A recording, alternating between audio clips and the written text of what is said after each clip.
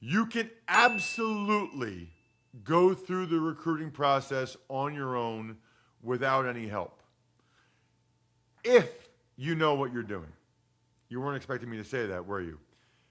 Listen, you can absolutely go through the recruiting process by yourself. The problem is, most of the time, most prospects and their parents don't really understand or know how the process works until it's too late. And that's really unfortunate. That's why we are a huge proponent of getting some assistance, whether you're just reading up on the process, talking with other people that have been through it before, talking with college coaches. If your high school coach is knowledgeable, that's great as well. You can go through this process on your own, but you need to make sure you are very educated about how it works, because it starts earlier than you think. Your highlight video is more important than you think. Choosing which schools to visit, which schools to camp at is critically important. Making sure you know where you stand with the school on their board, massive, massive implications. There is no question you can do it on your own, but you better know what you're doing. Using social media for recruiting is extremely smart. Everyone should be doing it.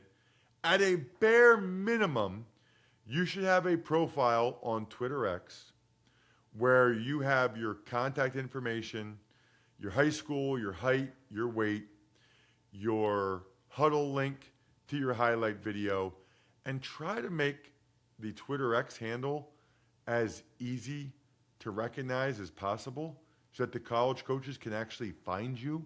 That's the goal. You know, like mine is Ross Tucker NFL. Make it your name somehow, your name and number, so that they can find you. That's important. But you can't just post your video there and hope they'll see it. At that point, you should DM that video to college coaches that you're interested in, position coaches, guys that recruit your area. Make sure they know you have interest. You can email it to them as well. With Go Big Recruiting, you can send it and actually know when they check it out. It's one of the flaws with doing it yourself or doing it via social media.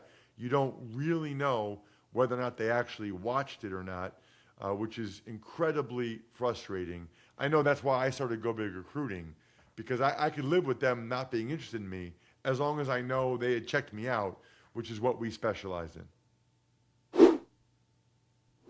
There's really only three, arguably four things that you get out of being a college athlete. Number one, and maybe most importantly, you get the chance to keep playing. You get the chance to keep playing the sport you've been playing for a while, the sport you love, the sport that you're gifted at, and have the potential to play at the next level. That's a really cool thing. Number two, you can get scholarship money. At the FBS level, it's full scholarship or nothing, although sometimes they can have some NIL money. At the FCS level and below, they can offer, some of them can offer full scholarships, but you can also get partial scholarships. The third thing is you get the opportunity to get admitted academically to perhaps a school that you otherwise wouldn't have gotten admitted to. For example, I had scholarships to William & Mary and Delaware. I chose to go to Princeton University, which I would not have been admitted to based solely on academic merit. But these Ivy League schools, a lot of schools, they are able to help you out during the admissions process. To me, that was extremely valuable. And there's so many amazing academic opportunities, really at every level.